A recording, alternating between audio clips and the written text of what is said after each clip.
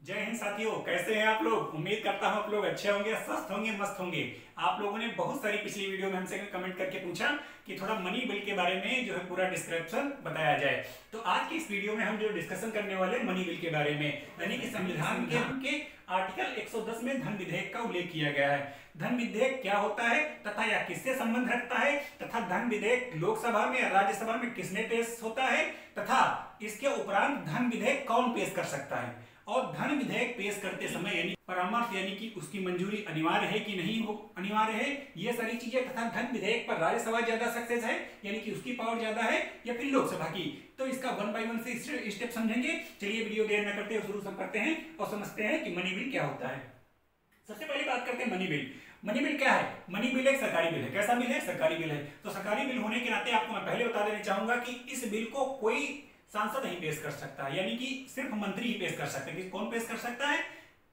मंत्री पेश कर सकता है। सरकारी बिल होने के नाते इसे सांसद नहीं पेश कर सकता है, सिर्फ मंत्री ही पेश कर सकता है। और कहां पेश करेगा? लोकसभा में। यानी कि धन विधेयक को सिर्फ लोकसभा में ही पेश किया जा सकता है, इसे राज्यसभा में पेश नहीं किया जा सकता है।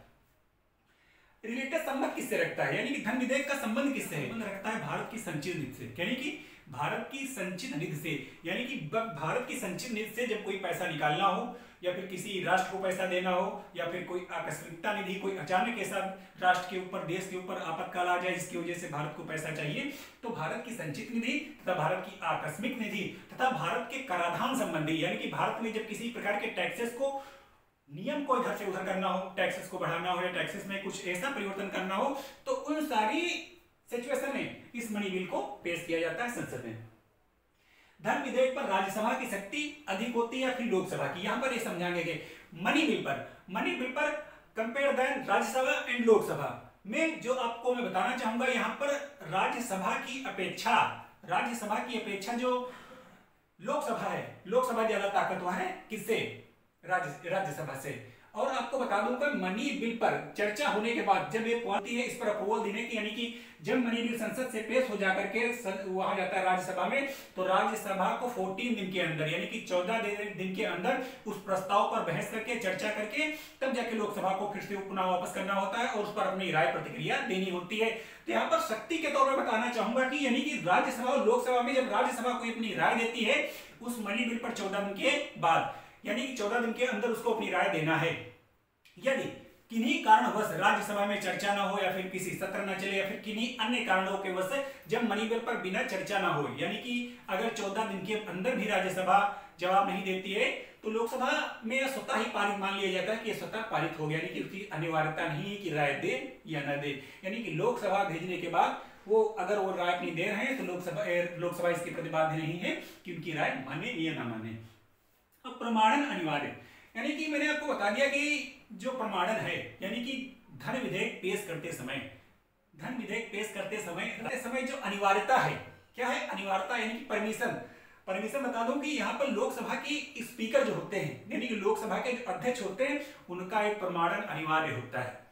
यानी कि धन विधेयक पेश करते समय लोकसभा का प्रमाणन अनिवार्य होता है, और जब लोकसभा के अध्यक्ष इसका प्रमाणन दे देते हैं, तो उस लोकसभा अध्यक्ष के प्रमाणन को आप कहीं भी, किसी अदालत में, किसी भी संसद में, किसी भी राज्यसभा में, यानी कि एनी अदर सिचुएशन में, किन्हीं भी कंडीशन को आप इसको चैलेंज नहीं कर सकते, या पूरी तरीके से नियम से मुक्त होता है तथा इन पर किसी प्रकार की कार्रवाई नहीं की जा सकती है।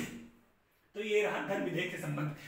हाल ही में आपको बताना चाहूंगा कि जो धन विधेयक है, धन विधेयक पर सरकार के कुछ नियम कानून चेंज करते समय, यानी कि कानून बनाते समय, यानी कि भारत की आकस्मिकता निधि और भारत की संचित निधि तथा कराधान, इन तीनों मामलों से रिलेटेड ना होते हुए भी सरकार ने धन विधेयक पेश किया है।